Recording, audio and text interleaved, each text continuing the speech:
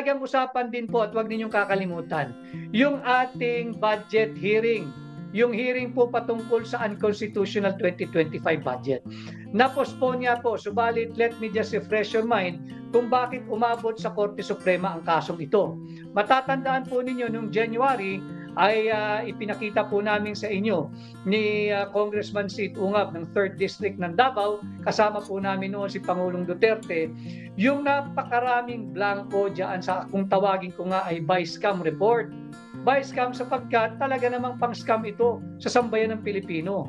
Mantakin mo, yung pundasyon, yung haligi ng ating taunang budget, yung BICAM report. It contained 28 items in blank, consisting of around 12 pages. Paano ka nakapagpasa ng mahigit 6 na trilyong pisong budget base nga po dito sa blankong bicameral conference committee report? Huwag natin isang tabi ang usaping ito. Malapit na sana yung gaganaping oral argument. Naghahanda po yung ating mga abogado ng mga petitioners kagaya ko.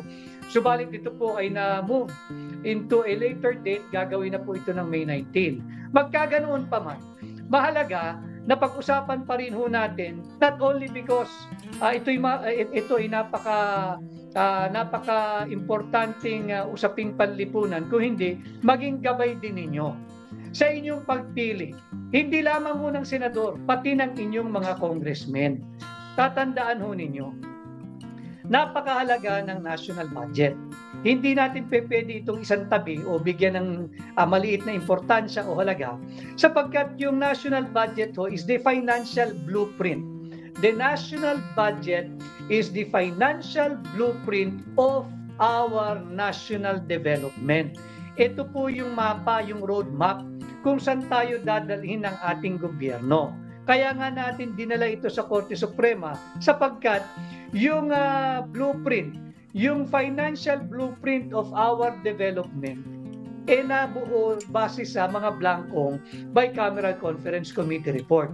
Pag blanco ho yung ating bicameral conference committee report na siyang naging basihan ng ating national budget na kung tawagin natin ay financial blueprint of our development, anong development ang aasahan mo kung binase ito sa mga blankong item sa bicameral conference committee report? Napakahalaga na pag-usapan natin po yun sapagkat pag sinabi mong blueprint siya ng ating financial blueprint siya ng ating development, nandyan po yung development trajectory ng ating ng country's fiscal and development trajectory. Saan ba tayo dadalhin ng ating gobyerno? Nandyan po yan, dapat nakalatag sa budget. Pero paano gagawin mo?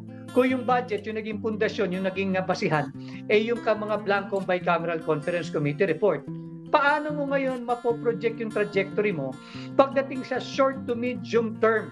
Kung saan ka dadalhin in the short and medium term yung ating pong development. Panay nga po blanco subalit wala tayong magagawa. Ako po'y I was just reminded by our lawyers dito sa kasong ito, since petitioner po tayo sa kasong ito, iwasan mo ng pag-usapan yung merito at baka naman magalit sa atin ng Korte Suprema. Pinag-usapan ko lamang mo dito, bakit tayo nagsampa ng kaso sa Korte Suprema questioning the constitutionality of the 2025 national budget. Dahil nga po, nagpasa sila ng higit sa 6 na trilyong pisong budget base sa blankong bicameral conference committee report.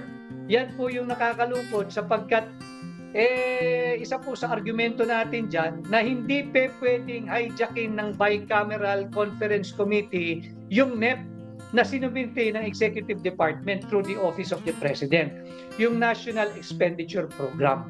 Yung National Expenditure Program, yan po yung pinapanukala ng tanggapan ng Pangulo na ating magiging national budget for the coming year. In this case, yung 2025 budget.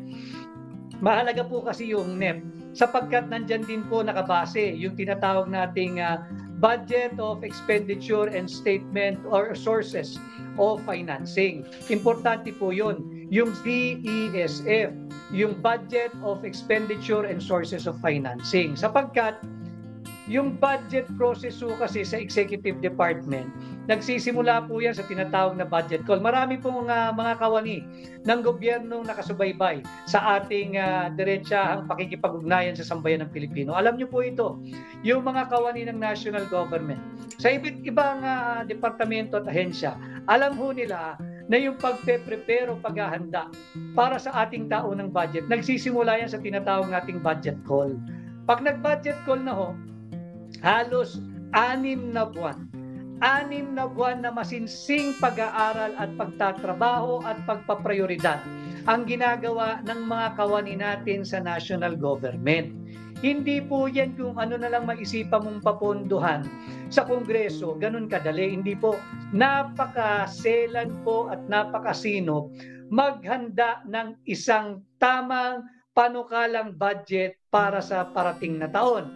Kaya nga po meron tayo yung NEP, yung National Expenditure Program, na ang nakalakip po dyan ay yung BESF, yung Budget of Expenditure and Sources of Financing. 6 na buwan. 6 na buwan pong masinsin at masinop na hinahanda at pinag-aaralan yan. Kaya isa po yan sa ating argumento na nakasumiti po ngayon sa Korte Suprema. Anong ginawa ng BICAM, ng Bicameral Conference Committee? Wala, sinantabi. Yung NEP, hindi na pinansin yung BESF. Naulitin ko alam po ito ng mga kawani ng national government, lalo pa yung nai-involve sa budget preparation every year. Halos 6 na buwan po nilang sinisinop yan bago isumite ng tanggapan ng Pangulo, in this case ni Bongbong Marcos sa Kongreso, yung kanyang panukalang budget for 2025. At nakikita naman ho natin, live pa nga ho yan sa mga social media, hindi ba? Sa YouTube, nagkakaroon ng budget hearing. Budget hearing. Nagbabudget hearing, may budget defense. Ang kada departamento, kada ahensya ng gobyerno. Doon pinagtatanggol nila bakit sila dapat bigyan ng kanilang panukalang budget na rine-request sa Kongreso. Ito pong 2025 budget, bali wala ho yun. BICAM na lang ho pala. Pag sinunod natin yung kanilang very anomalous process of passing the Bicameral Conference Committee report, which we have presented to you, containing 28 items blank in consisting of 12 pages. Bali wala na po pala yung paghahanda ng executive department na halos 6 na buwan. BICAM lang ho pala ang magdedesisyon ng kung paanong lahat.